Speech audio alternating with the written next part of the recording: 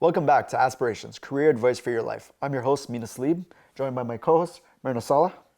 And we're sitting with another professional today, Officer Ibrahim. Officer Ibrahim is a police officer in New York City and has dedicated himself to law and order. Officer Ibrahim, thank you so much for being here today. Thank you for having me.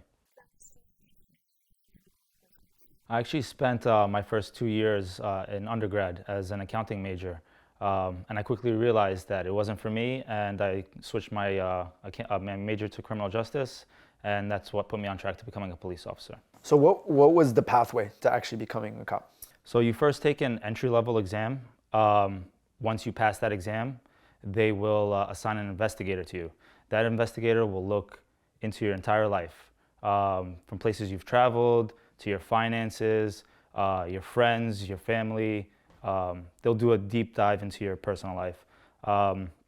Then you'll have to take a physical exam, which will require you running 1.5 miles in I believe it was 14 minutes and 23 seconds. Wow. And then you'll take a physical endurance course, where you'll have to jump over a wall. It's a dummy, you have to drag it, it's like a weight of a body. Right. And along with other things. You take 2 psychological exams. One will be a written exam, and the other will be a in-person interview. And that's all just to determine if you are eligible to go into the academy. Now, the academy is 6 months of training. You'll be trained and taught academics. It'll be the New York State penal law, from violations and all the way up to felonies. You'll also be taught the patrol guide, which is the guide that we follow in the NYPD. It's basically rules and regulations of things you can do and can't do. You'll go through more physical training. You'll be trained in how to use and handle a firearm, as well as driver's training. You'll go through an intense driver's course where you have to complete it by a certain time.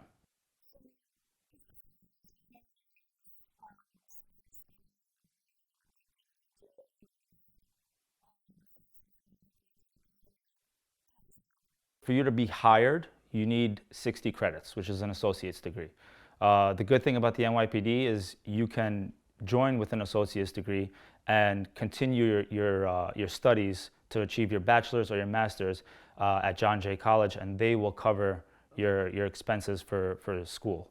So you only really need an associate's degree to enter. However, if you want to move up the ranks and take promotional exams, you have to have at least a bachelor's degree. Right. Yes. Okay, and so those exams are what, for like lieutenant, sergeant? Sergeants. So you'll be a police officer. You can get promoted to detective, but that's you could get appointed. Right. To study and take tests, you first will be a sergeant, then lieutenant, then captain. Anything after captain, inspector, deputy inspector, inspector, and chiefs, that's all appointed as well. How do most cops graduate with a lot of loans, or?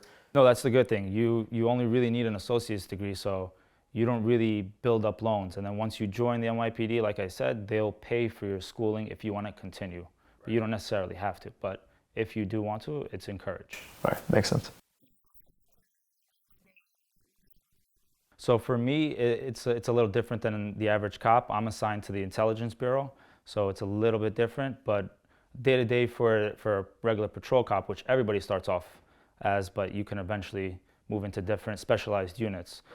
So day to day for average cop, a patrol cop would be, you go in, you sign into the precinct, you'll stand at roll call, you'll receive your assignment for the day and who you're working with and what vehicle you have, and then you'll be given an area in that precinct where you'll patrol. You'll answer 911 calls, you'll address quality of life conditions, and every 911 call is completely different. It can be very serious to an individual who was shot, or it can be something as petty as a dispute between 2 people. Oh, so you get a wide range of calls. Yes. That you have to address. Do you think you have to be passionate about being a cop or your job in general? Like, we always hear, you got to be passionate about what you do. Do you look at it like that, or is it more of like, it's an occupation, salary, and I go home? Yeah, no, I think you definitely have to be passionate. You deal with, you're under the microscope a lot. Everybody's criticizing you. Everybody thinks they can do your job.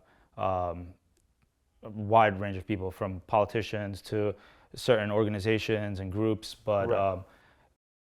you have to stay focused, and at the end of the day, you're there to help people, and it takes a great deal for it's a very thankless job. So yeah, you definitely have to be passionate about what you're doing. I feel like it's also like mentally taxing, right? Like you deal with a lot, the things you see, the things you go through, and then ultimately there's not a lot of like there's not a lot of appreciation, which we appreciate you here. Thank you. Just so you know. Yes. Yep. Yes, right now there's actually a high demand for police officers. A lot of people are retiring.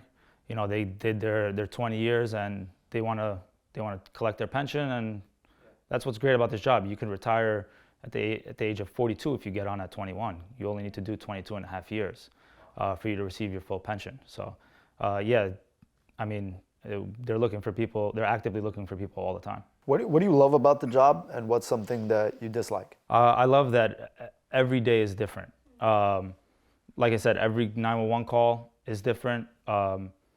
There's no day that's the same. Especially if you're in a specialized unit, everything is different. Everybody has certain roles and tasks that they change every day. So that's a great thing. Plus the 22 and a half years and collect a full pension. You can't go wrong with that. What's something you dislike? It takes a toll on you emotionally, the job. You have to have thick skin. It's exhausting, and you never want to take that stuff home. So you have to deal with it, and you do see a lot of stuff. You see a lot of, gory, gruesome stuff. So, because you're a first responder, you're the first. Sometimes you're there before EMS gets there. Right. So sometimes you have to do CPR, or render aid, or whatever the case may be.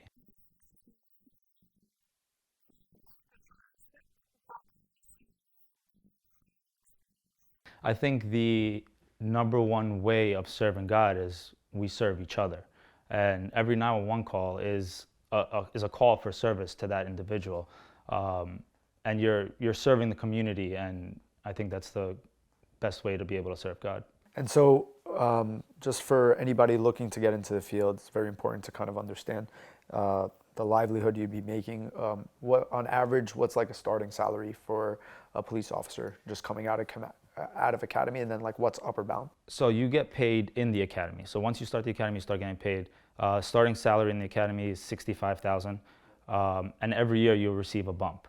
At 5.5 years, you'll top out at 131. That's your base pay. That's not including any overtime. Right. But there's plenty of overtime with all the events in the city, so people make good money. You also, as you move up the ranks with the promotional exams, you'll also be receiving compensation for that as well.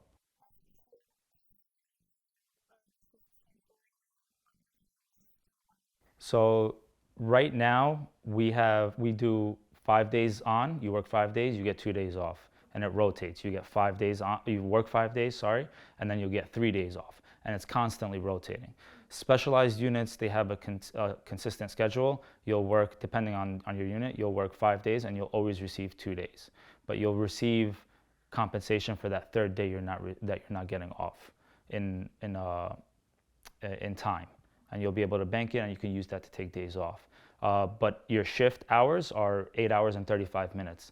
Anything after that will be considered overtime. Thank you very much for being here with us. And thanks for your service. We really appreciate you. Thank you. Awesome. And we'll see you on another episode of Aspirations.